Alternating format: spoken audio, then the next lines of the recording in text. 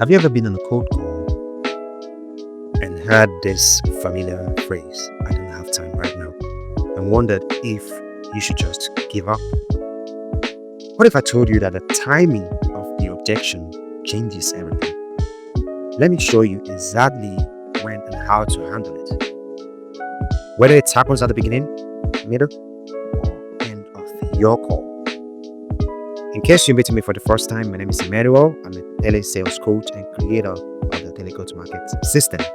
Today, I'm breaking down the 3 key components when prospects say they don't have time and exactly what to do in each scenario. By the end of this video, you will know exactly how to keep the conversation alive, no matter when the objection comes up. Let's start with the first one at the beginning of the call. Now, this is the most common time you will hear, "I don't have time right now." They are caught off guard, they're busy, or just not in the mood to talk. Here's how to handle it. We have 4 steps, starting with step 1, empathize. Start by acknowledging their situation. You could say something like, "I totally get it. It sounds like I caught you at a busy moment." Then you go to step 2, isolate. Quickly clarify if this is the only issue by saying something like, "Is it just a bad time, or is this something that you're not interested in exploring at all?" Then you could go to step 3, to question. If they confirm if it's just about timing, ask, "If I call you back at a better time, would you be open to a quick chat?" And then you head over to step 4, resolve. Offer a specific next step. You could say something like, "No problem at all. How about I call you tomorrow at 10 a.m. Would that work better?" This approach shows respect for their time and keeps the door open.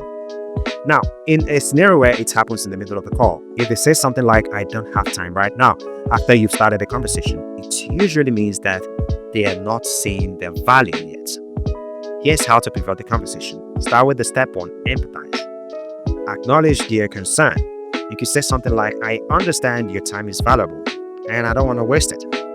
Then you go over to step 2, to isolate. Clarify if it's a timing issue or a lack of interest.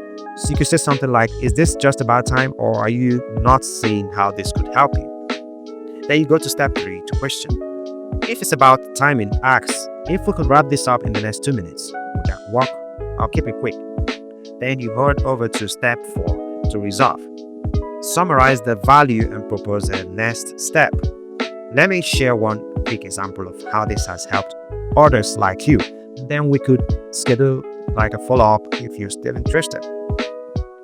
Remember, this keeps the conversation focused and shows you respect their time.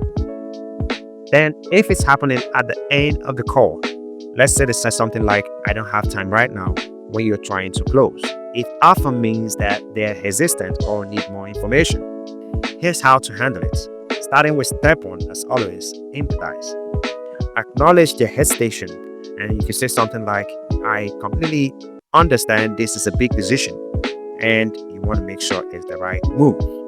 Then you go over to step 2, to isolate. Clarify their concern. You can say something like, "Is it just the timing, or is there something else holding you back?" Step 3, question it. Ask a gentle question to uncover their real objection. Let's say something like, "If time weren't an issue, would this be something you would want to move forward with?" And then you go to step 4, to resolve. Offer a low pressure next step. You could say something like, "How about I send over some information for you to review? Then we can reconnect next week to discuss any questions you have." This approach keeps the momentum going without pushing too hard. The key to handling objection of "I don't have time" is for you to adapt your response based on when it happens.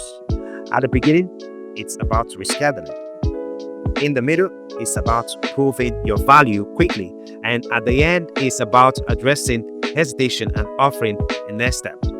Now, if you found this helpful, hit the like button, subscribe for more telesales strategies, and let me know in the comments, when do you usually hear this objection and how do you handle it? Thanks for watching, and remember, every objection is just a stepping stone to your next step, and that next step leads you to success. I'll see you in the next next video. Thank you and have a great